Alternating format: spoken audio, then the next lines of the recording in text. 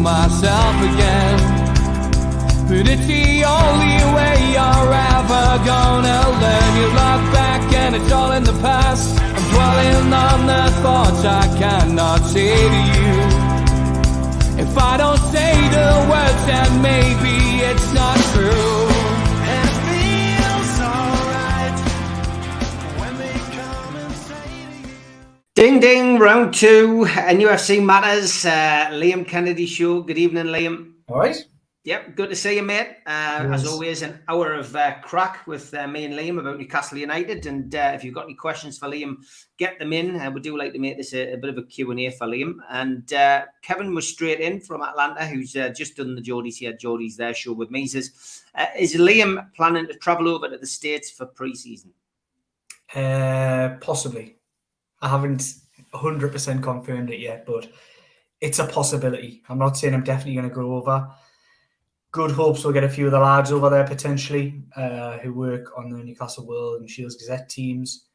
I'm pending. I'll wait and see if I can manage to get myself over there. Well, it comes down to the expenses section of the Gazette, but yeah, good stuff, mate. I'm sure Kevin will look after you as well if you do go over. But Nobby Solano heading over there with Darren Eales at the weekend to meet the guys in Atlanta. Early start. Kevin was just talking about it on the show there. 6 o'clock, 6:30 in the morning start for the guys over there. But good to see Newcastle getting out, Liam, and doing this kind of thing, not just in the northeast, not just at Wembley, but now globally. Yeah, there's obviously the connections with Atlanta as well, isn't there? The obvious ones with Mickey and Darren Eales and others, and I think that's essentially where they're going to be based when they go over there in the summer for that Premier League tournament.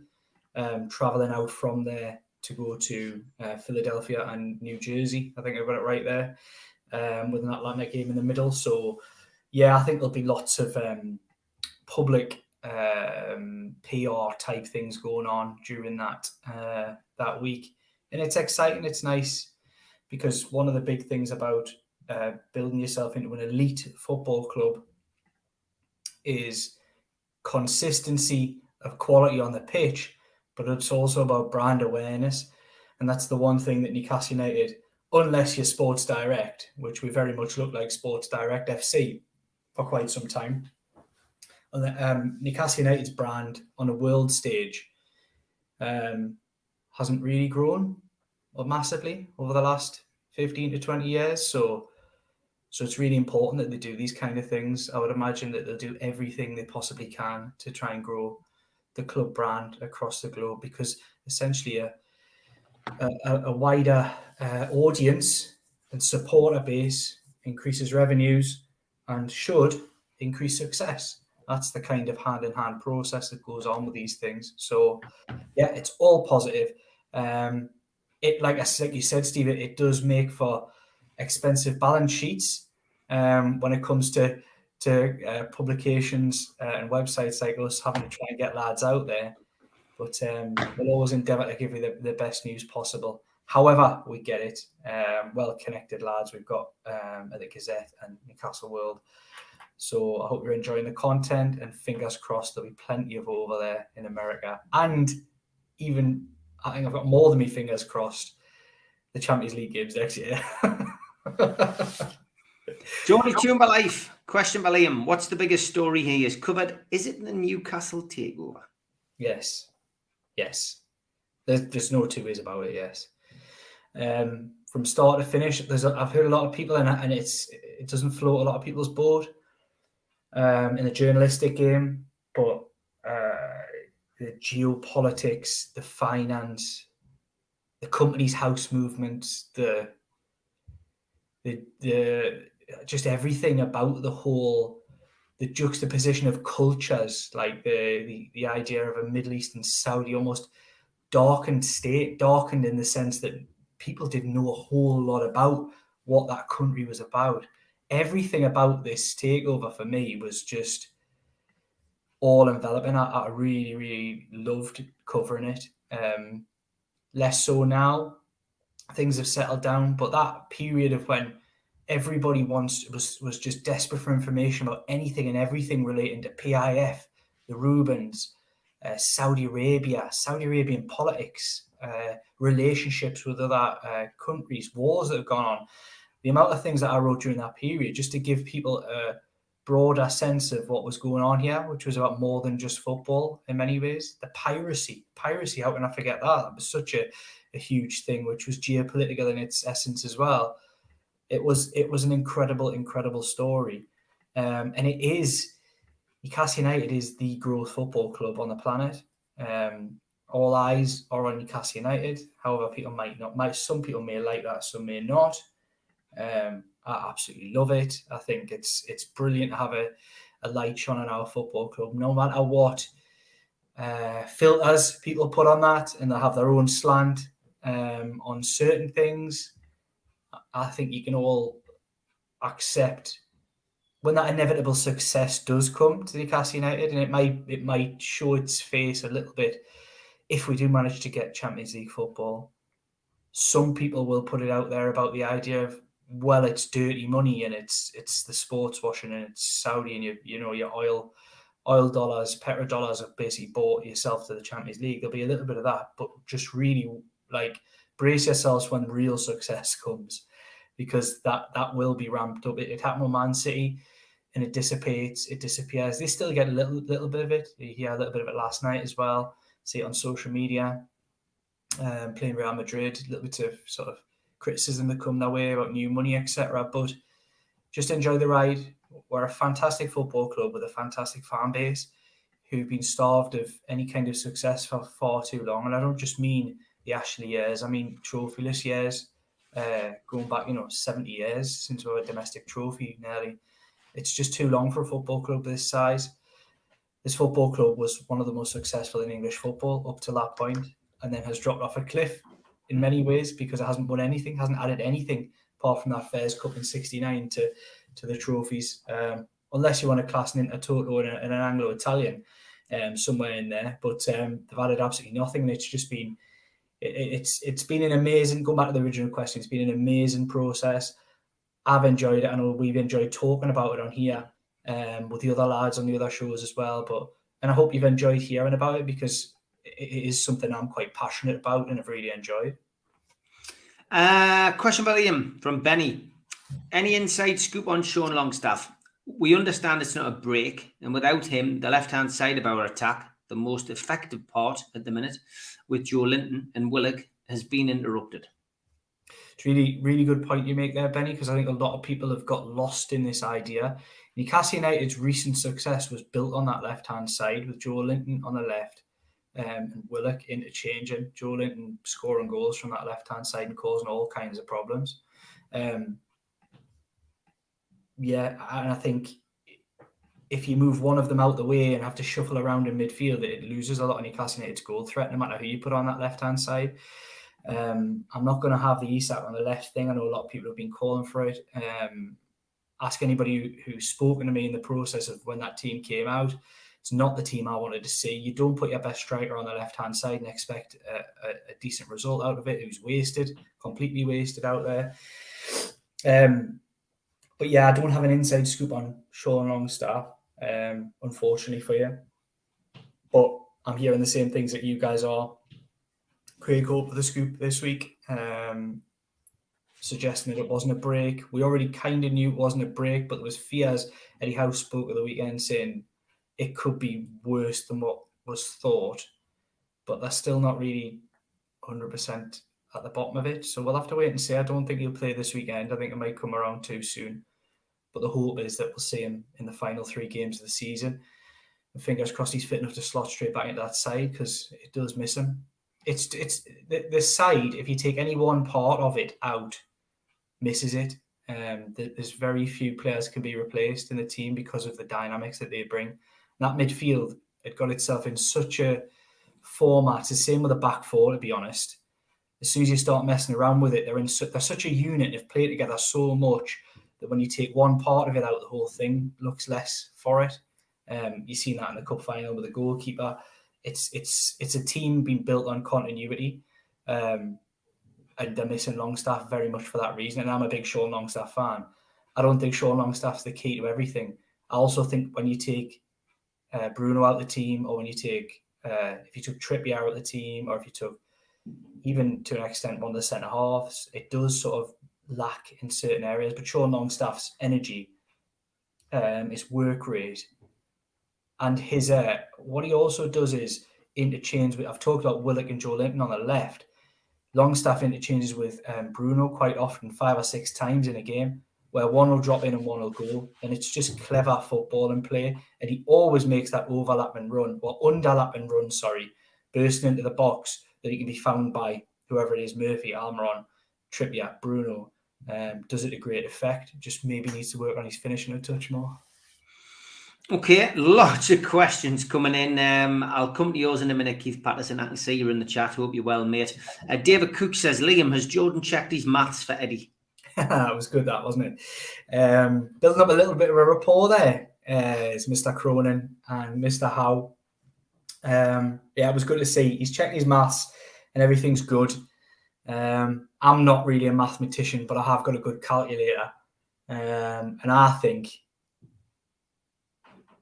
6 points is it with a goal difference. That'll get we're there. That'll get where we want to be. Because let's not beat around the bush here. If we end up in the Europa League, you couldn't class the season as a failure because it's been a roaring success. But it would very much end on a little bit of a damp note, with it to drop out of the top 4, having had it in their hands. And given it's almost the world's premier, it is the world's premier club competition, having not been in it for so long and only been in it so few times, to have this opportunity with only 12 points left to play for, and probably 6 is all they need. It would be some disappointment if they didn't get in now. Yeah, no, it certainly would be. Trippier, high performance, pod really worth a watch. Yeah, we talked about that a little bit earlier on, David. I don't think you watched the Geordie's Here, Geordie's There show. We'll come to that in a minute with Liam. I'm going to get through as many questions as I can. Dave says, Liam, any news on where the new training ground is? It's been a while since I've checked in on that one, actually. Maybe it's worth another couple of calls and texts. The last info I had on that was two sites that checks have been done on from a company. I'm being very vague here because my memory's not great. One of them was, as I think reported again by, may well have been, I'm not going to say who it was because I can't remember who reported it. But yeah, the one was a little bit further out, Northumberland, and the other one was Gosforth Park, as had been suggested. Somebody had said to me Killingworth, but it's one and the same, really. It virtually borders. The Killingworth boundary actually goes all the way up to the road there next to the Gosforth Park. I know the area quite well because it's where I'm from. But yeah, I think it sounds like it's probably going to be in that sort of area. Okay, Liam, this is a one we discussed on the previous show. Would you have a stand named at St James's Park, and who would you like? This came from a message that I was sent on Twitter. Somebody put a poll up and suggested a few different names. So Bobby wasn't one of them, actually, which is one that Kevin Chilvers brought up. But we had Kevin Keegan, Joe Harvey, Super Mac as suggestions. Who would you name a stand after at St James's Park? Eddie Howe. No, it's easy. might be in the future, though. Yeah, if he carries on like this, he will. Kevin Keegan for me. Yeah. An absolute game changer of a figure in the club's history. Was able to just imprint himself on little moments in our history from the 80s onwards that were just magical. Just that little sprinkle of magic dust. It isn't recognised in any way, shape or form by the football club. So for me, because of what he imprinted on people's hearts and minds on Tyneside, belief, and just made people believe that success was possible, made them dream. I think for me, it's Kevin Keegan.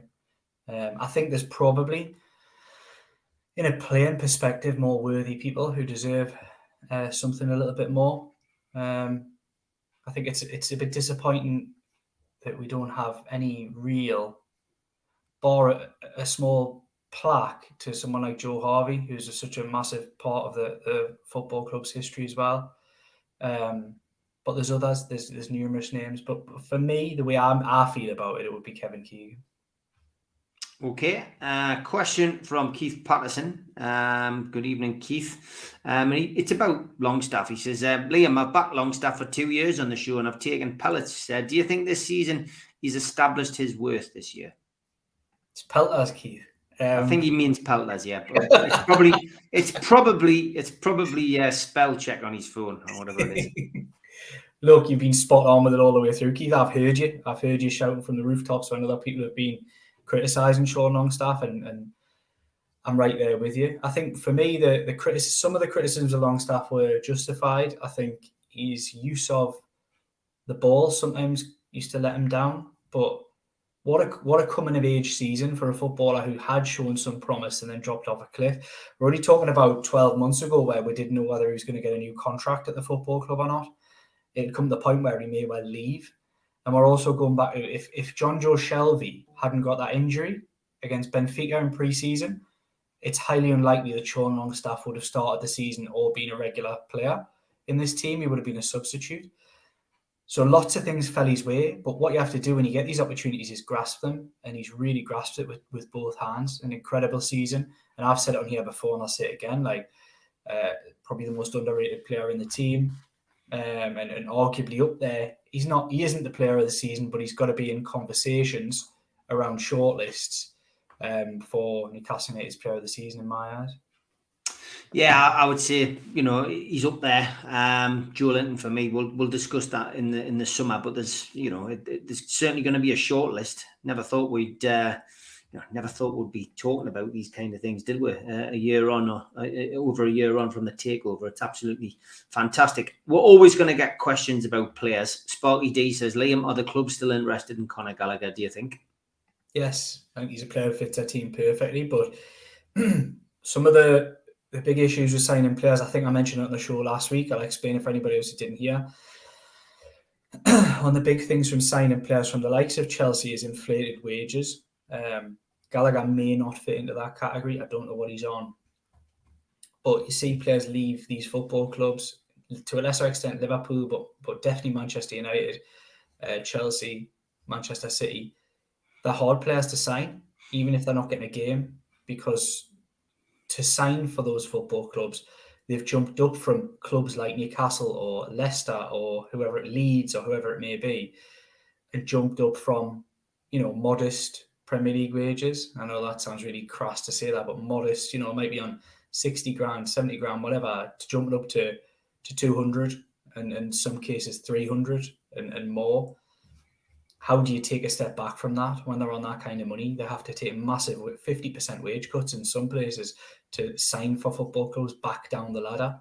And I think that's one of the things that I would always be wary of when Newcastle link with any players with those who you would assume are in those type of brackets. So seeing it, I said about the Rafinha stuff last week, take it with a massive pinch of salt.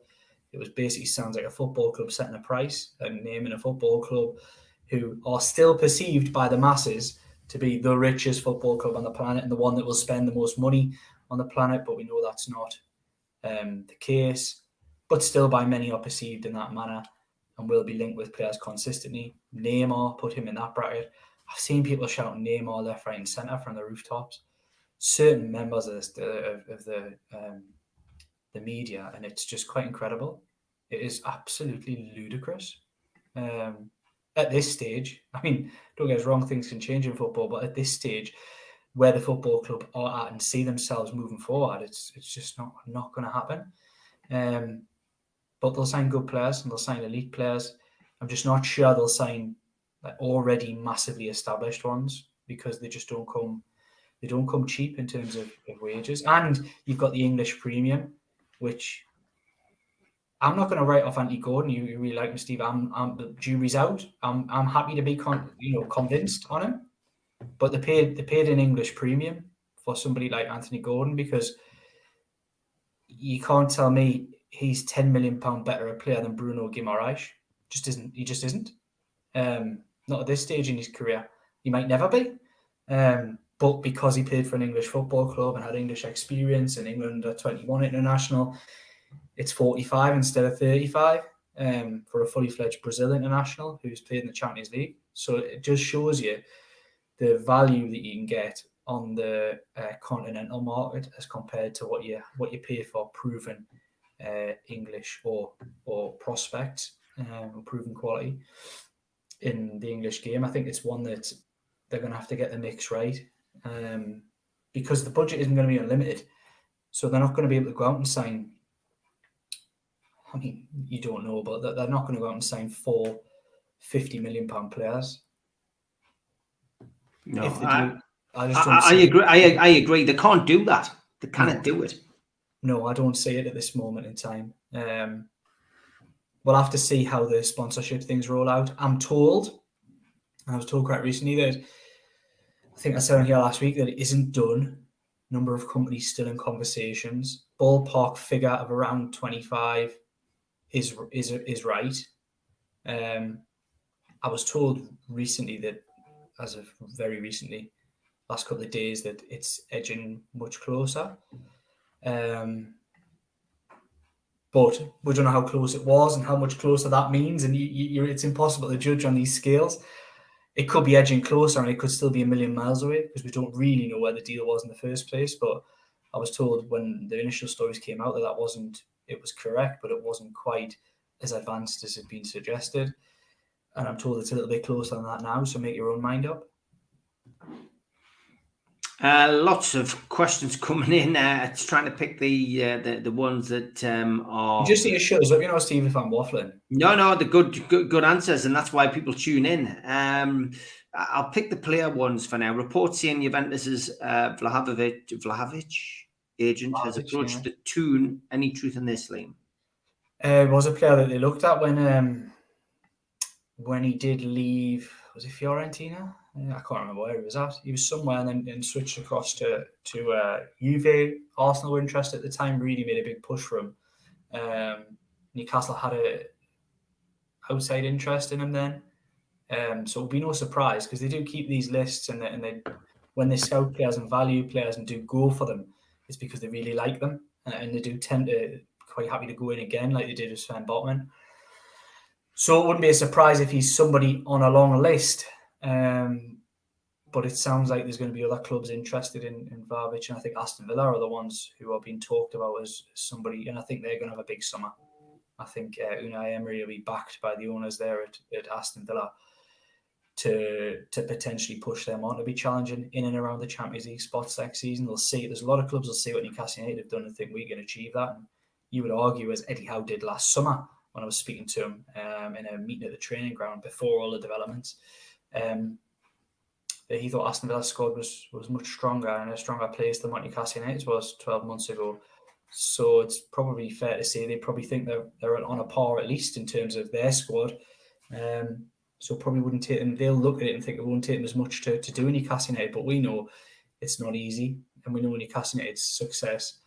They've carried their luck a little bit at times. The manager's been excellent strategist throughout the season. Rode their luck, and they haven't had any. They've had injuries, but they haven't had ones like massive ones. They haven't lost Bruno for 6 months and things like that. Or Nick Pope for 6 months, and touch wood. But yeah, I think that we're going in the right direction. But I think there'll be a lot more challenges next season, where Newcastle need to get in the top 4, because you'll have Aston Villas, and I don't know what to think about Chelsea, Steve. I really don't know. I don't know what to think about them. I can't make my mind up whether the bubble's popped and they'll never be able to put it back together again, or they can't be as bad as what they were if they bring a good manager. I think Poch is a really good manager if that does get done, and I can only see them being stronger. Liverpool are already showing, if they transform their midfield and get 3 or 4 players in, that they'll be a stronger side as well. So it makes for a great season, and it's great to have Premier League football at such a high level. So many teams have stuff to play for at the end of this season, and Newcastle United right in the mix. And I mean, the top end mix rather than the relegation mix like it has been for so many years. Liam, we love the waffle. That's why we're here, says Don. I'll keep it coming. Pete Davison says, lol, waffle, it's not question time, Liam, mate. We're here for the long answers. I like it. Well, it's good job. Good. The chat answering there. Roger Cook says, DRB news. I think he was viewed as too expensive. That's kind of all I'd heard on that one. Viewed as too expensive, but we'll wait and see. Like I say, these things. If you'd asked, this is just an example from last summer. If you'd asked in June whether Alexander Isak would end up in Newcastle, he would have got a no. So it just shows how these things can change. He was too expensive at the time. They adjusted their thinking and went and got him. Obviously, circumstance with Wilson's injury, etc., pushed their buttons and made them go for it. But you just never say no on these things. But I think he was viewed as probably too expensive. Okay, a new strip, says David, a new sponsor for the last game of the season, do you think? Yeah, so I don't. If I had to, I know the strip is a, wait till I get this right. Strip is a V-neck, black and white. That won't surprise you. But white socks, I'm told, white socks with a black hoop on the top. Yep, I've heard that. Which makes for something interesting. I don't think anybody would have expected that. I'm told it's quite nice as well. I haven't seen it. I know that the promo shots have been done with players. The away kit, I'm told, is very similar to this one, not in design, but in colour palette. So you're talking royal blue, sort of tipped with, what is it, gold, yellow, whatever it may be. And the third kit is a reverse. I'm told quite snazzily patterned reverse. So it's not, you're playing, as this season was the white with green piping. This one's the other way around, green with white, but a bit of a pattern, I'm told, through the actual kit. So yeah, I think that one could be quite interesting. New sponsor last day. I'd be surprised at this stage. I think we're probably more looking at June for a launch. I hinted it in a piece I did for Newcastle World, and I put it on the Gazette actually this week and did quite well with regards to what I expected to be on it. And that was one of the things that they're looking possibly at the first full week in June as a launch, which coincides, as many people will know, that quite a few things that are happening that week on Tyneside. Yeah. Interesting couple of months ahead, I think, starting with that, and then obviously into the transfer window. Derek says, put Liam and Ben together. 1 question, 1 answer, 2-hour show. I think he's suggesting that Ben talked a lot as well. Balkan Mag, good evening. Would you like us to buy more players from Europe? We already have British players and they are very expensive. I would, yeah. Balkan Mag, I think it's a great point. Like I said earlier, I think you get a much better value player from the continental market. Obviously, they're not as daft as they used to be. You don't get any giveaways like you used to, or very, very few. They also have their own version of English tax, but it's still less than English clubs put on players being signed by other Premier League clubs, etc., or Championship clubs for that matter. So look, I think Newcastle United will look to massively beef up their youth squad. A lot of talks going on at the moment with regards to players in and out. I think they'll massively beef up the squad around the squad, which they're going to need moving forward. And I would envisage they'll sign at least 4 this summer, who will all be of a significant first team upgrade quality. And if they can get a couple from the continent and a couple from home like they did last time, then I think they've probably done a good job. Lots of people hate white socks, but probably because we used to get hammered in white socks quite a lot. And I think that's a mistake. I've got to be honest. I've heard it as well from a different source, clearly Liam, because we haven't spoken about this before we came on air. But it's the first thing that I said, and the first thing that the person who told me about the strip said. White socks, God. So yeah, that might cause a little bit of disconcertion amongst the fan base. I mean, I've not seen it myself, so I'm interested to know how white. But that's how they were described to me: white socks with a a black top. So they might be relatively unnoticeable, especially the way that footballers have their socks these days. I mean, every player that runs out now seems to have them all cut at the back, and all ripped and all sorts. So yeah, I don't know how much of that white you'll actually see. All right. Maddison, of course, is often on people's minds. Should we now open talks with James Maddison over a summer move, or wait till pre-season as he'd be cheaper? Should Leicester get relegated, says BT. And Keith says, what's your thoughts on Maddison, Liam? Is there not more value in Europe and South America? I think James Maddison's a top quality player, and I don't think you can have enough top quality players. I've always wondered, would he be shoehorned into the team? But he's a class player who is high energy, unique character, scores goals, assists. I think he's really, really good. I like James Maddison. That'll be my view on him. Do I think they should start talks in that now? I think there was a story written by Luke Edwards in the Telegraph. I think it was this week, maybe even been today or yesterday, with regards to this situation. And his suggestion was the football club are going to put their cards on the table and say, do you want to sign or not? Because they're not going to be strung down the garden path like they have been in the past with certain players. And I think that's exactly the right approach, because despite having had soundings that he would be willing to come here, there is a thought process by the people doing this deal that he would prefer a move to London. So I think they're kind of going to smoke him out early and just say, look, do you want to go to Tottenham or Arsenal, who are also interested in him, or are you going to come here? If you want to think about them and consider us, we'll just move on, because there's plenty of good players out there. So it's a good approach that they're taking. But yeah, the soundings are that I think he would probably prefer to go to London. I think he's probably keen to see how the Tottenham situation irons itself out, who they managed to get in as manager, and it wouldn't surprise us if he was Tottenham's high-profile signing in the summer. That would be my guess. But I could be wrong, and he could decide, look, it could be, nobody really knows how somebody's feeling.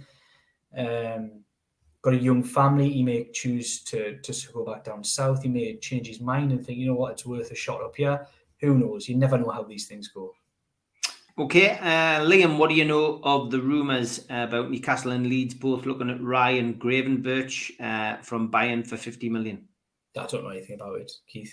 You must have been looking at the rumour sites. I've not heard anything about it, but I mean, he's a player that's touted with many, many football clubs, top football clubs. He's been linked, like you say, with Liverpool quite a bit. I hadn't heard Newcastle United linked, but I don't know anything about it. There's nothing I can add to that one. Okay, question for Liam. Would you rest Bruno as he'd had his worst game, and to me showed how his injury has affected him in the game against Arsenal? I've found there was another question about Bruno as well. It was a general question about players. Liam, is it time for a couple of unplanned squad players to start as a result of injuries? Sean Longstaff and King Bruno, Gordon, ASM, Anderson, maybe. Yeah, I mean, I've mentioned it on the show this week about Bruno.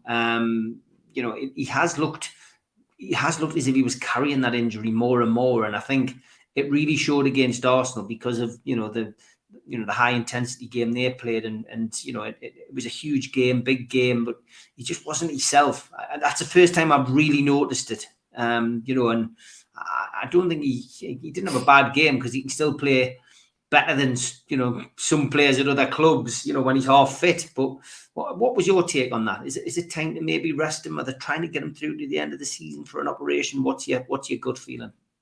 I think he probably had one of his lesser effective games. I'm reluctant to say worse. Yeah, me too. Yeah, because he wasn't bad. He was just playing against good players.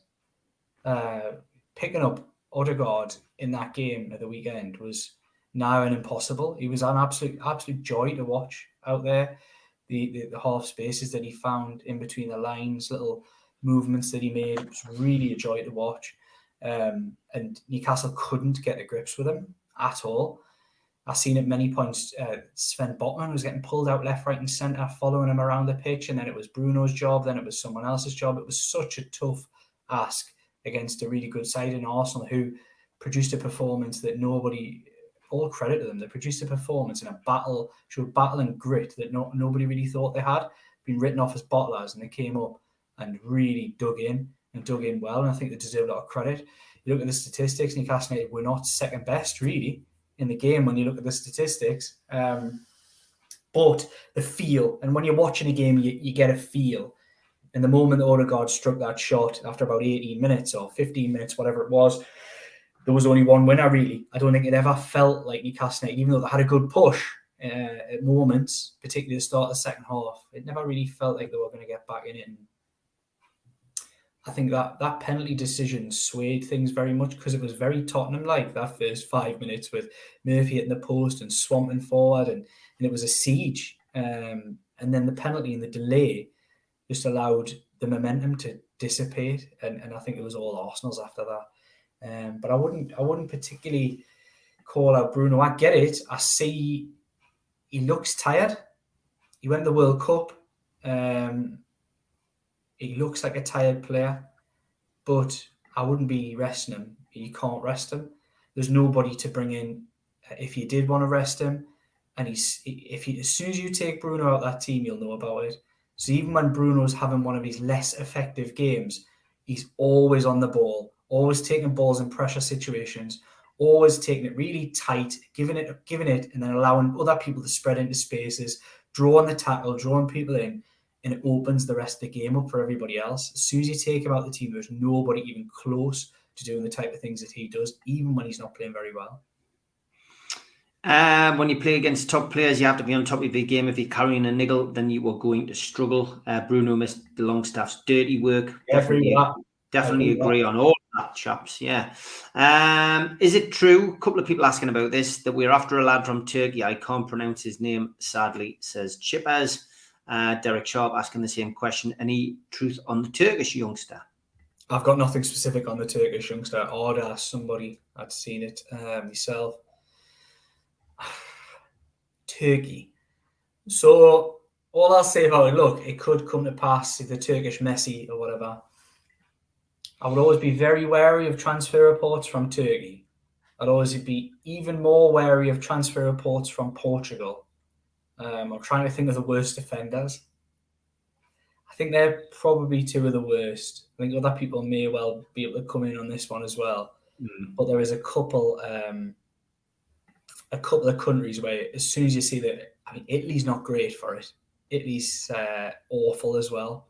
A lot of clickbait rubbish comes out there, but Turkey for me is up there with Portugal as probably the worst and least reliable. They have a lot of football newspapers out there, specific ones that it's their job to churn out this kind of stuff. So I would I'll take a watching brief on it. It is the type of player that Newcastle United are looking to sign.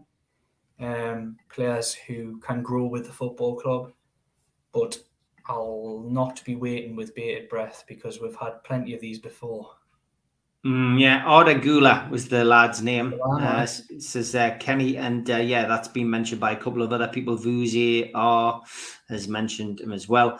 I'm not going to pronounce this guy's name, just for obvious reasons. But he says, do Newcastle fans think they will make top four? Feeling Liverpool won't drop any more points? Of course we'll make top four, mate. I'm confident we'll finish third. 100%. But yeah, it's exciting times. 100%. Clickbait Turkey. Luke Edwards is off there on a plane as we speak, says Mark. And question for Liam from Tom Dixon. Is it hard to ask Howe a question at his press conference? No.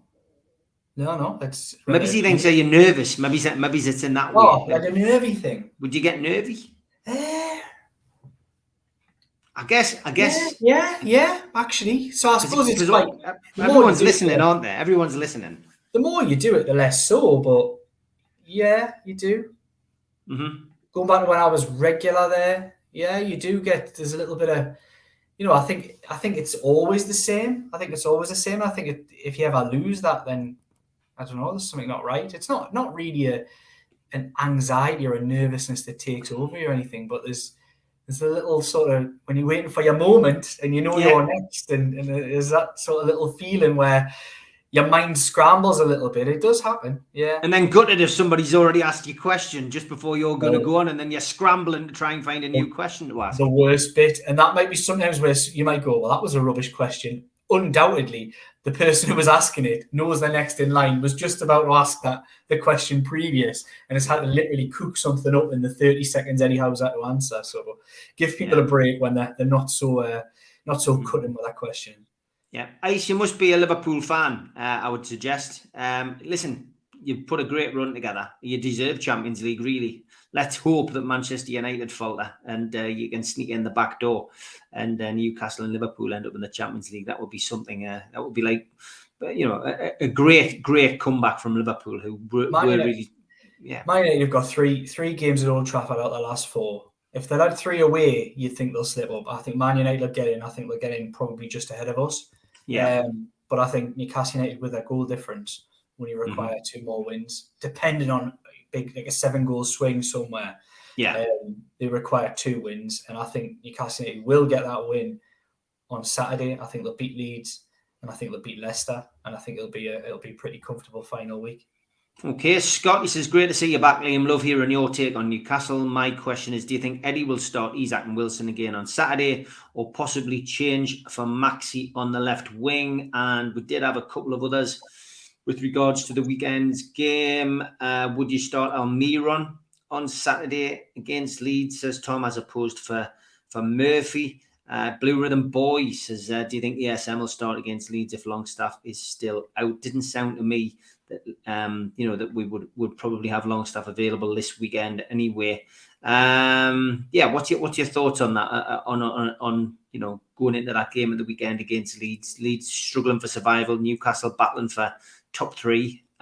What's your take on those positional changes, perhaps? Given you only thought ASM had 20 minutes in his legs last weekend after a couple of sessions, I'd be surprised if he thinks he's got 60.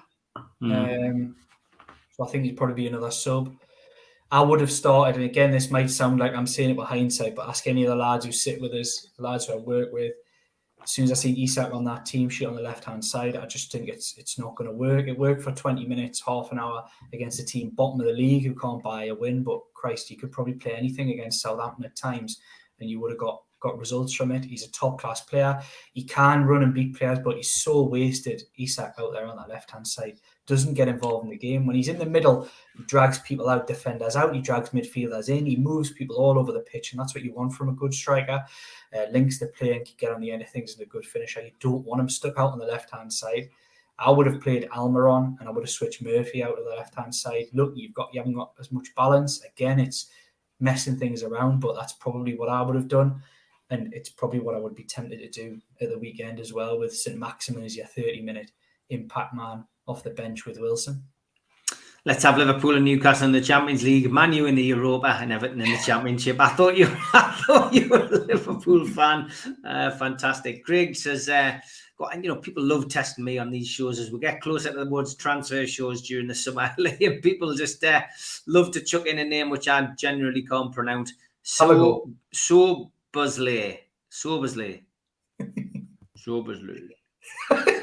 It worked when you put it in the lower voice. Yeah. You tell you're an actor. You tell you're an actor. Yeah, we're scouting him. Yeah, we're scouting him and Haidara. Look, Newcastle got like the net far and wide. He's a wide player who has been, is it by Leverkusen? I think he's been highly rated for quite a number of years. Again, this is the table that Newcastle are eating at now. He's a player who is top level, and he's in that Isak-ish mould of young with plenty still to prove, but heading in the right direction. I think there'll be a couple of signings like that this summer, and it would be no surprise if he was somebody they're taking a look at. Okay, lots of comments coming in about the game of the weekend. We'll come to that towards the end. Liam, our remaining fixtures are Leeds, Brighton, Leicester and Chelsea. How many points do you think we'll get, says Tom? I think we'll get 7. I think that's what it'll be, 7.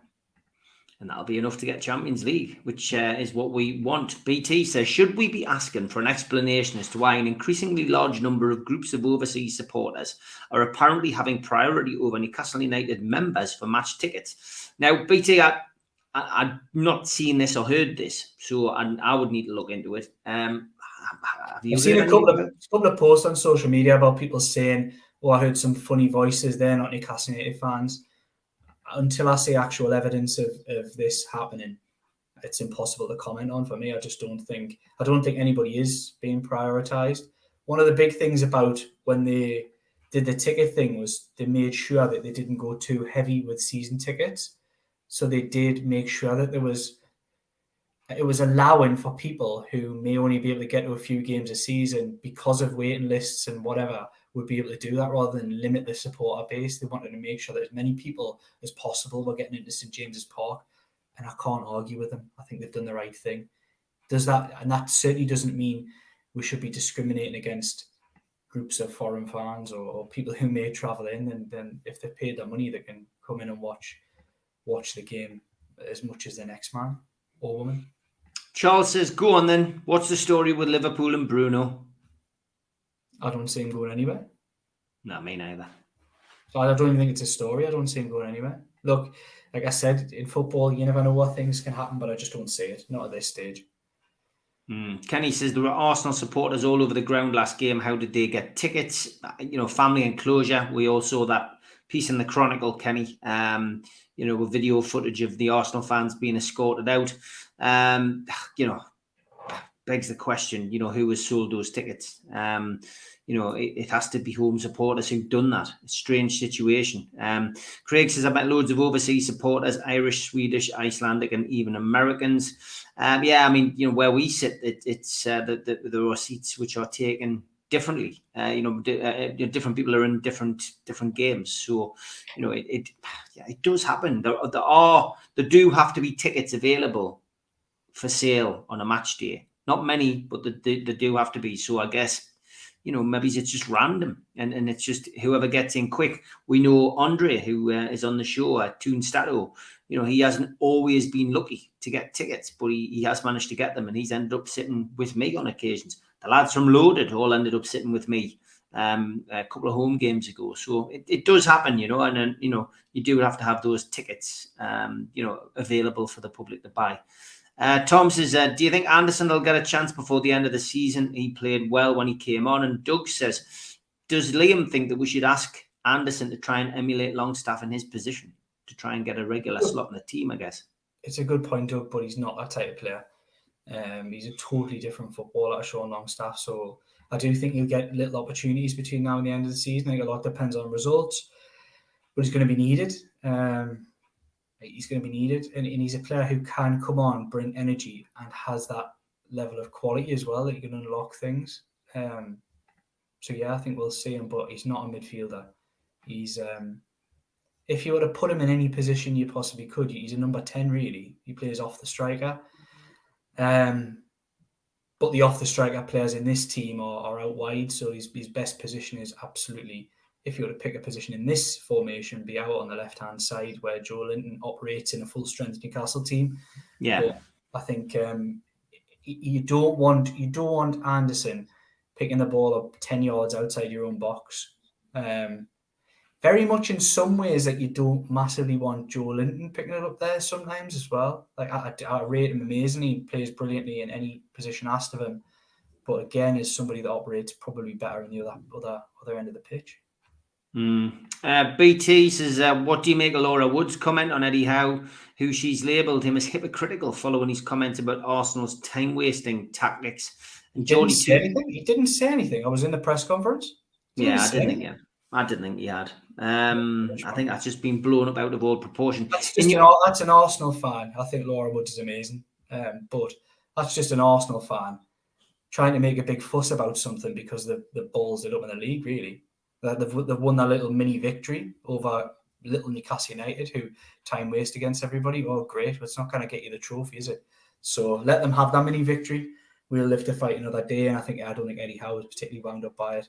He didn't even react to it, to be honest. He could have been a lot worse. The biggest reaction we've seen from Eddie Howe was Eric Ten Hag. That's the only time I've ever seen him really show any emotion towards another manager in a press conference.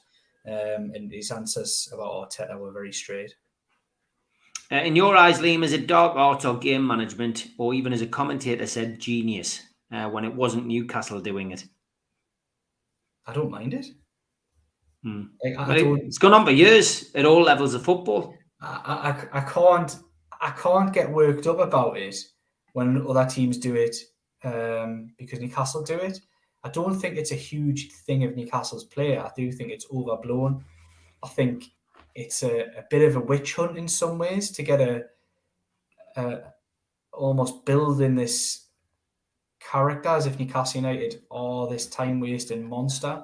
It's just not really true. Like, you see Newcastle United, they're going to be labelled as the Atletico Madrid of the Premier League because of this media narrative that's building, because managers want that to be the case, opposition managers, because you've got to think, put that in the referee's mind, you've already won one battle, you've won half a battle already. But for me, this season will be remembered for the breath of fresh air football, the swarming like bees on defenders when they're trying to pass out, the pace on the break, the goal-laden displays. That's what I remember this season for. But there's a distinct narrative from elsewhere to try and paint this season as they've bored themselves all the way up there, and it's just not true. But who cares? We're not here to be liked. As there's some kind of saying, wasn't it? Eddie Howe said, we're not here to be liked, but we're here to succeed, or whatever he'd said. I think it's a big banner now. I should really know what he said, but I can't quite remember the exact terminology of it. But he was right. He was right anyway. Yeah, definitely was. Eddie Howe stated facts, understood that it suited Arsenal as it would suit any away team. Journo asked about if the ref did enough to combat it, and Eddie didn't comment. Literally, didn't complain. Right. I don't remember a complaint, yeah. Kevin says, what destination does Liam fancy going to next season in Europe? Ooh.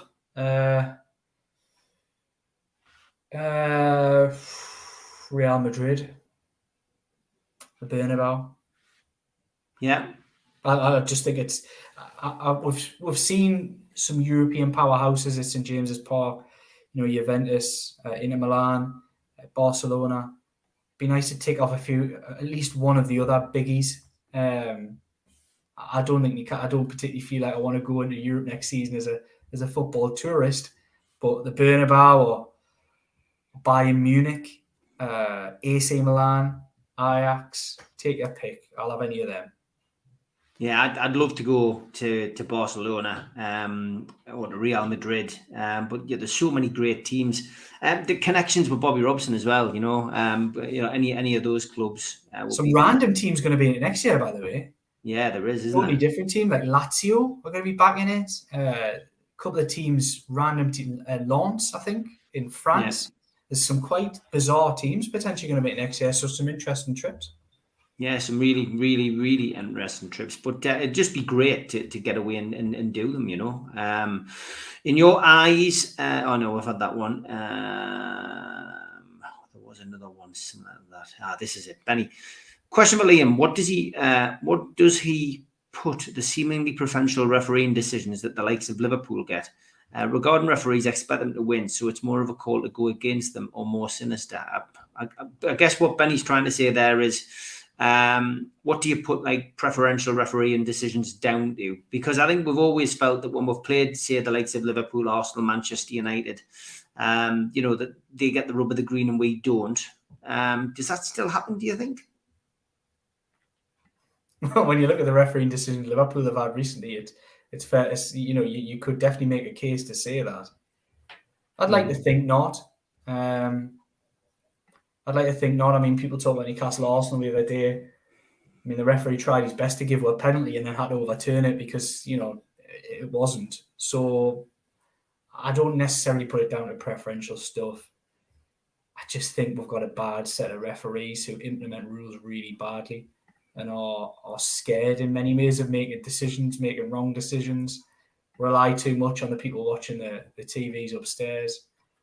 I just think it's a bit of a mess, to be honest. It needs a bit of a revamp, a rethink, and a simplifying of rules in some ways, shapes and form, places that you can simplify.